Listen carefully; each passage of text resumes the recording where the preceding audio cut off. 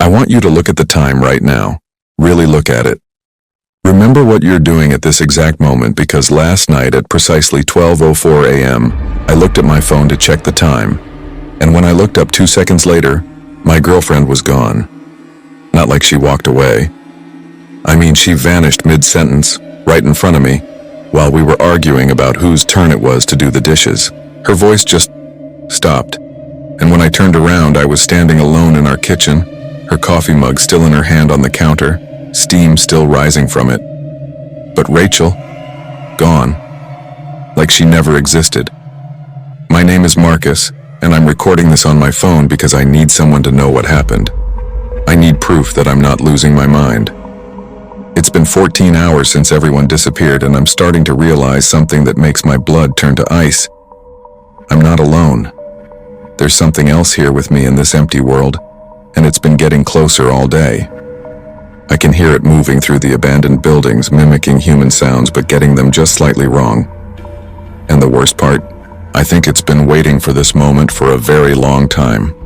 Let me take you back to the beginning, to those last normal seconds before my entire reality shattered. Rachel and I were in our apartment in downtown Seattle. It was a Friday night, and we'd just finished watching a movie. She was washing dishes, I was drying them, and we were having one of those stupid couples arguments that doesn't really mean anything. She was laughing, telling me I never scrubbed the pans properly, when my phone buzzed on the counter. I glanced at it. 12:04 a.m. I made some joke about it officially being Saturday, which meant it was technically her turn to clean. I looked up to see her reaction, and the kitchen was empty. The faucet was still running. Soap bubbles were still floating in the air where her hands had been. The dish she'd been holding was balanced impossibly on the edge of the sink, defying gravity, like time had stopped mid-motion and someone had erased her from the scene. "Rachel?" I called out, my voice sounding strange in the sudden silence. That's when I noticed something that made my stomach drop. The apartment was completely, utterly quiet. No traffic sounds from the street below. No neighbors moving around, no distant sirens or music, just nothing. I ran through our apartment calling her name, my heart pounding so hard I could feel it in my throat. Bedroom empty, bathroom empty, even checked the closets like she might be playing some kind of cruel joke. But Rachel wasn't the pranking type, and the look on her face right before she vanished had been genuine, alive, real. I grabbed my phone and called her. It rang once, then went to a voicemail box that was somehow full even though she'd cleared it that morning. I tried again. Same thing. Then I called my best friend Jake, my mom, my boss. 911. Every single call went to either a full voicemail or just rang endlessly into a void. That's when the real panic set in. I ran to our apartment window and looked down at the street 7 floors below. There were cars stopped in the middle of the road, engines running, headlights on. A bus sat diagonal across an intersection, door open, interior lights glowing. I could see a coffee cup rolling slowly down the sidewalk, trailing brown liquid behind it. But no people. Not one single person walking, driving, or standing anywhere in sight. The city looked like everyone had been raptured away in an instant, leaving behind a world of abandoned moments frozen in time. I need you to understand how wrong everything looked. It wasn't like everyone had evacuated. It was like they'd been deleted. I threw on shoes and ran down the stairwell of my building, taking the steps 2 at a time, my footsteps echoing in a way they never had before. Usually you could hear other sounds in the stairwell, muffled TVs, conversations through walls, someone's music. Now it was just my breathing and my feet hitting concrete. I burst through the lobby door and out onto the street, and the sight that met me made me stop dead. A woman's purse sat on the ground, contents spilled everywhere. A dog leash lay in the middle of the sidewalk, collar still attached, but no dog. There was a car stopped at a red light, driver's door open, keys still in the ignition, engine purring. I walked up to it slowly, almost afraid of what I'd find. The driver's seat was empty but warm. A phone sat in the cup holder, screen lit up with a text message half-typed. "Heading home now. Be there in..." That's where it cut off. Mid-sentence, mid-thought, mid-existence. And that's when I heard it for the first time. Footsteps, coming from the alley beside my building. Slow, deliberate footsteps that echoed too loud in the empty city. My whole body went cold. Finally, another person. I wasn't alone. "Hello?" I called out, my voice cracking with relief and residual fear. "Is someone there? What's happening?" The footsteps stopped. For about 5 seconds, there was total silence. Then they started again, faster now, with a strange rhythm that didn't quite match human walking. Too many steps between each pause. The interval was wrong somehow. I backed away from the alley entrance, every instinct screaming at me to run, but I needed to see. I needed to know if there was someone else who'd survived whatever this was. I pulled out my phone, turned on the flashlight, and shined it down the alley. The beam cut through the darkness, illuminating dumpsters and graffiti and puddles from last night's rain. But no person. The footsteps had stopped again, but I could feel something watching me from the shadows. Then my phone flashlight flickered and died even though I'd charged it to full battery just an hour ago. In the half-second before the light went out completely, I saw something move deeper in the alley. Something tall and wrong, shifting its weight in a way that made my brain refuse to process what my eyes were seeing. I didn't wait to see more. I ran. I ran back into my building and up the stairs, not stopping until I was back in my apartment, with every door locked and every light on. My hands were shaking so badly I could barely turn the deadbolt. I stood in the middle of my living room trying to catch my breath, trying to think rationally. Maybe it was a widespread power outage. Maybe there was some kind of gas leak causing hallucinations. Maybe I was having a psychotic break and none of this was real. I pinched myself hard enough to leave a mark. Still in the empty apartment, still alone, still terrified. I turned on the TV, desperate for information, for some news report explaining what was happening. Static on every channel except one. Channel 7 was still broadcasting, but it was just the news desk with nobody sitting at it. Papers scattered across the surface, coffee cups, reading glasses. The teleprompter was still scrolling with the evening news script, but the anchors were gone. Then, as I watched, one of the papers on the desk moved. Just slightly, like someone had breathed on it. But there was nobody there. The camera was still rolling, still broadcasting to an audience that no longer existed, capturing an empty room that felt anything but empty. I spent the next hour searching every news website, every social media platform, every forum I could think of. Most websites were frozen with posts from before midnight. Twitter's last tweet was time-stamped 12:03 a.m. Facebook had status updates that cut off mid-word. Reddit had a post in r Ask Reddit from 12:03:47 a.m. asking, "Does anyone else feel weird right now?" With 0 comments. But here's what made my skin crawl. When I refreshed the page, there was a new comment. Posted 1 minute ago, it just said, "You're not alone, Marcus, but you wish you were." My heart stopped.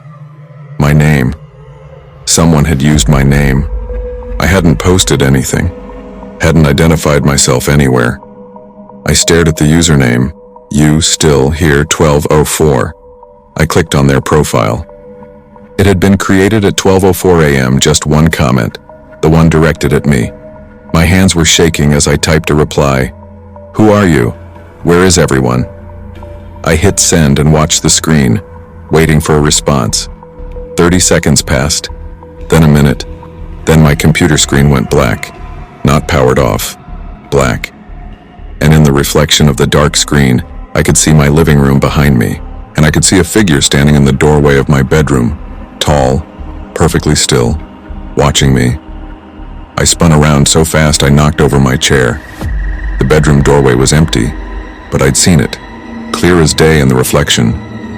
I grabbed a kitchen knife from the counter, my throat tight with terror, and slowly walked toward the bedroom.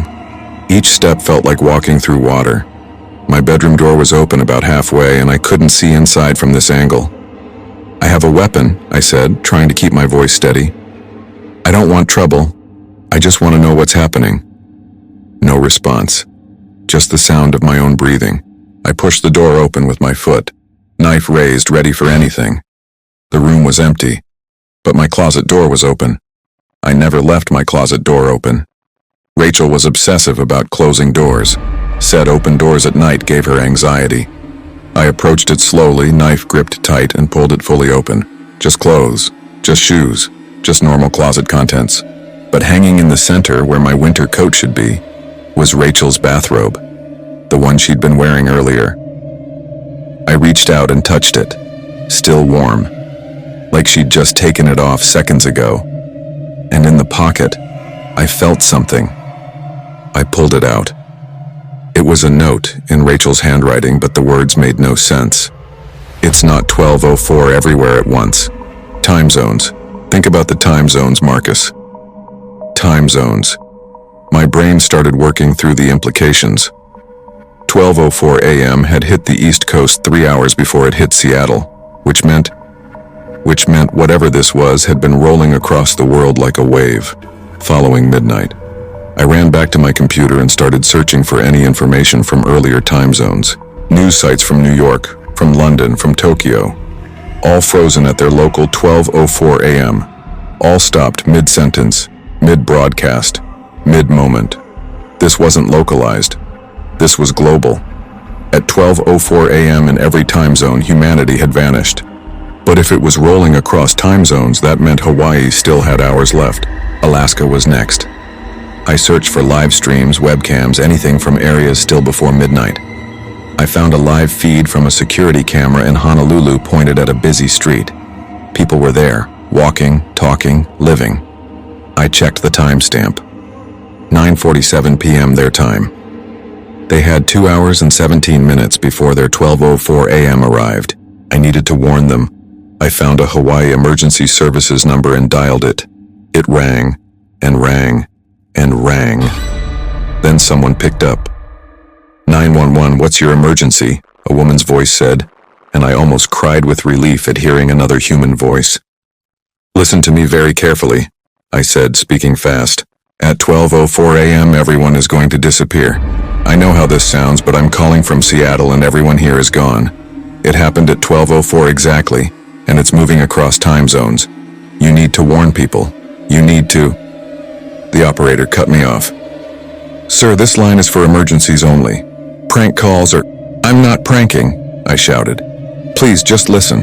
In 2 hours, everyone there is going to vanish. You need to get the word out. You need to prepare... The line went dead.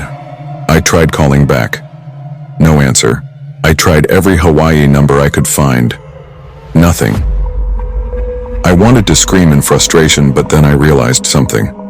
I'd heard it in the operator's voice. That slight pause before she dismissed me. She'd heard something in my voice too. The raw terror. The truth. Maybe she would remember. Maybe when strange things started happening in those final minutes before midnight, she'd remember the crazy man from Seattle who'd called with an impossible warning. I had to hope. It was all I had. The sun started rising around 6 a.m. and I hadn't slept. I'd spent the whole night monitoring every webcam and live feed I could find from cities that hadn't hit 12:04 yet. I watched Hong Kong, watched Sydney, watched Mumbai. Every single one went dark at exactly 12:04 a.m. local time. The pattern was consistent, unstoppable, terrifying. I watched people's last moments in real time through grainy security cameras. They just vanished mid-step, leaving behind a world that kept going without them. Cars crashed when their drivers disappeared. Planes fell from the sky. A cruise ship I was watching through a harbor cam was suddenly pilotless, drifting toward shore with no one to steer it. As daylight filled my apartment, Seattle looked even more wrong. From my window, I could see the stopped cars more clearly now. I could see shopping bags spilled on sidewalks, breakfast left on outdoor cafe tables, a bicycle fallen over with the wheel still spinning. And I could see smoke rising from 3 different points in the city where unmanned vehicles had crashed or unattended stoves had started fires. No sirens came. No fire trucks responded. The city was slowly beginning to destroy itself with no one left to maintain it. I needed supplies, water, food, batteries. I needed to prepare for whatever came next. I needed to leave my apartment. I filled a backpack with everything useful I could find, grabbed a baseball bat from the hall closet, took one last look at the apartment I'd shared with Rachel, at the life we'd built together, now frozen in time like a museum exhibit. I touched her coffee mug on my way out, still sitting where she'd left it. The coffee inside had gone cold. I walked down the stairs slowly, listening for any sounds. The building felt like a tomb. Every door I passed was closed, and I knew if I opened them, I'd find the same thing. Empty apartments with all the signs of interrupted life. People who'd been there 1 second and gone the next. The street was worse in daylight. I could see the details I'd missed in the dark. A wedding ring lying in the gutter, a child's shoe on the sidewalk, a wheelchair stopped in the middle of a crosswalk, empty. I walked toward the nearest convenience store, trying not to look at all the abandoned pieces of humanity scattered everywhere. That's when I noticed something that made me freeze. Footprints. In a puddle of spilled soda on the sidewalk. Fresh footprints. Leading from the convenience store I was heading toward. Leading straight toward me. And they weren't human footprints. They were too long, the toes spread too wide, the stride too far apart. I backed away slowly, gripping the baseball bat. The footprints were recent. The soda was still wet, still forming the impressions clearly. Whatever made them had been here minutes ago. Maybe was still here. I looked around, scanning the storefronts, the alley openings, the stopped cars. Nothing moved. But I felt watched. That primitive sense that every human has. The one that kept our ancestors alive when predators hunted them. Something was observing me, and it was close. I decided to skip the convenience store and head for a different one 3 blocks away. I walked quickly but quietly, staying in the middle of the street away from building entrances and dark corners. The city felt like a maze now, every turn potentially hiding something I didn't want to find. I passed a bank with its doors wide open, past a restaurant with meals still on the tables, flies already gathering, past a playground where swings moved slightly in the morning breeze, chains creaking, empty seats swaying back and forth like ghost children were playing. And then I heard it. Somewhere behind me. The sound of footsteps. The same wrong rhythm from last night, coming closer. I ran. Didn't look back, didn't try to see what was following me. Just ran with everything I had, the backpack bouncing against my spine, the bat clutched in my hand. I could hear the footsteps matching my pace, sometimes ahead of me, sometimes behind. Like whatever was making them could move faster than should be possible.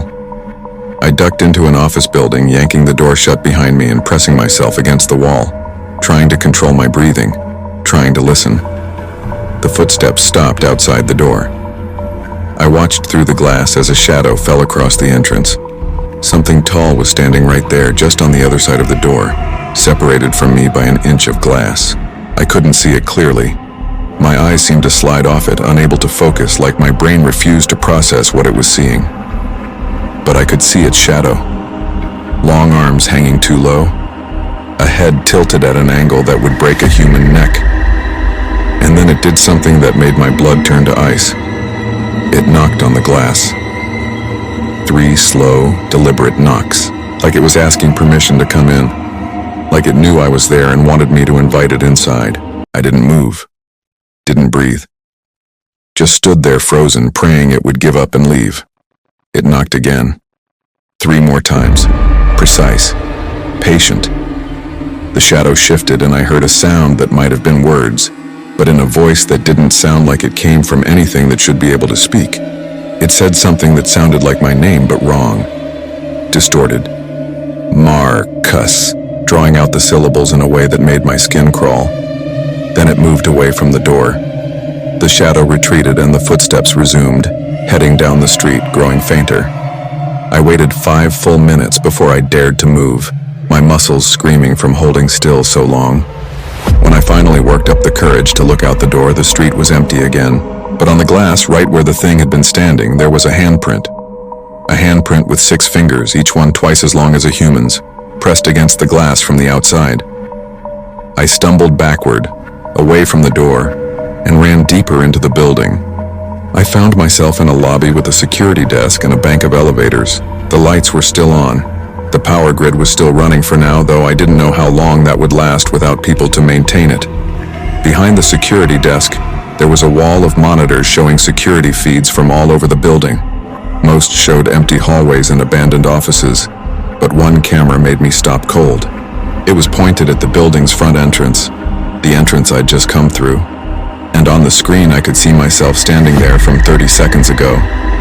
But I could also see something else. Standing right beside me, in the exact spot where I'd felt nothing, was a figure, tall and wrong and impossible.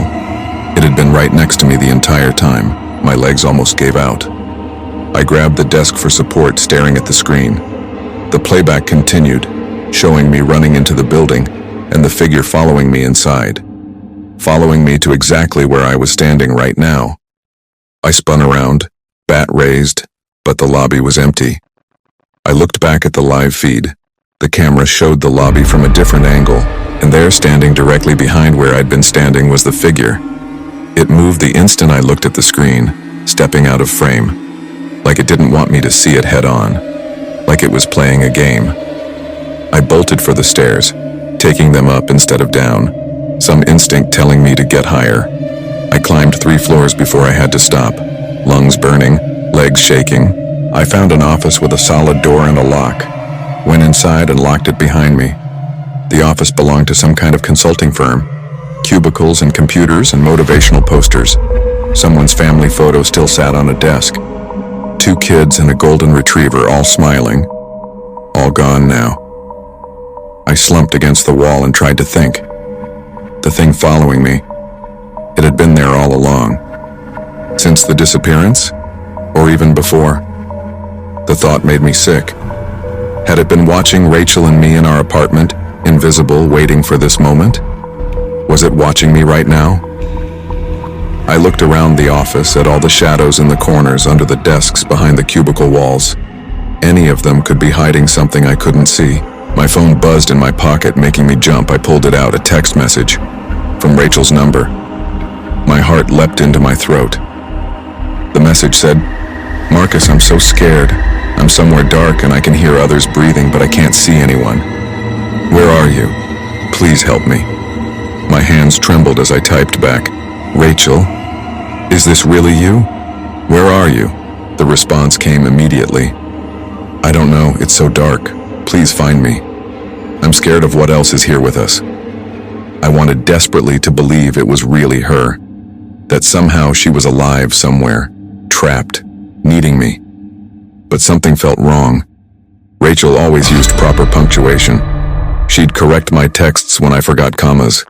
These messages were too simple, too generic. I typed carefully. "What did we argue about before you disappeared?" If this was really Rachel, she'd know. 3 dots appeared showing she was typing. They stayed for a long time. Too long. Finally, a response. "The dishes. We argued about the dishes, Marcus." That was right, but anyone who'd been listening could have known that. I needed something only Rachel would know. I typed, "What's the nickname I call you when we're alone?"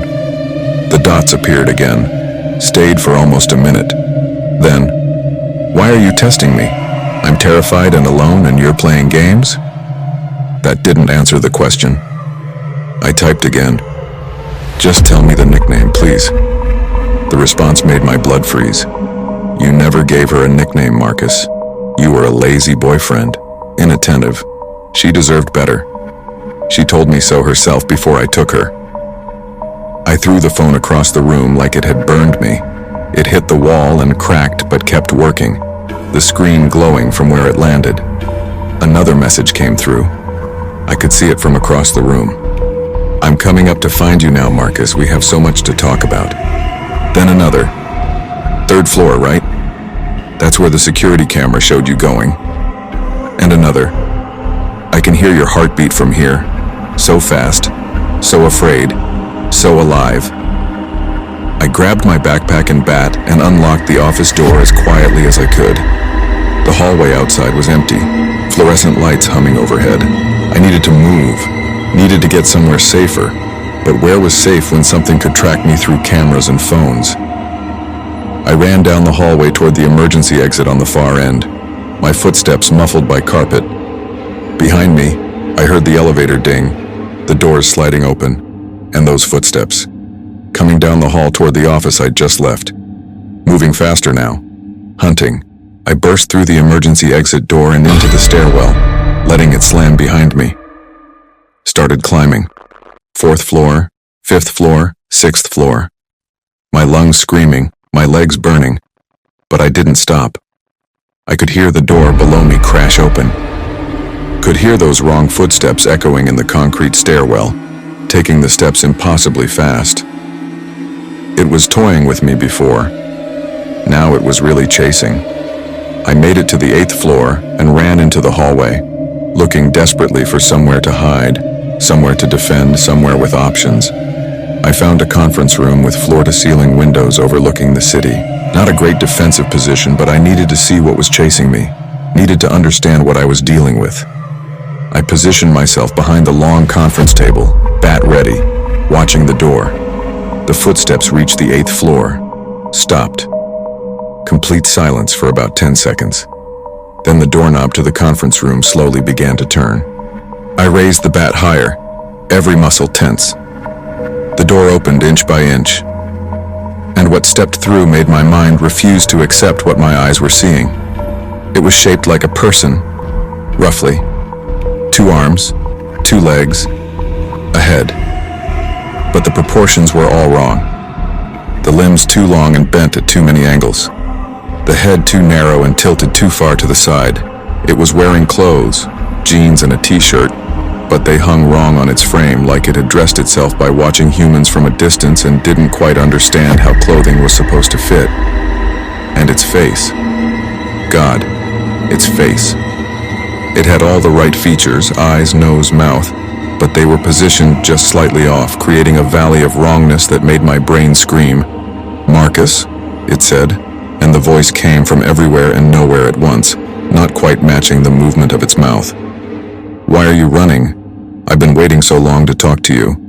We're the only ones left. We should be friends."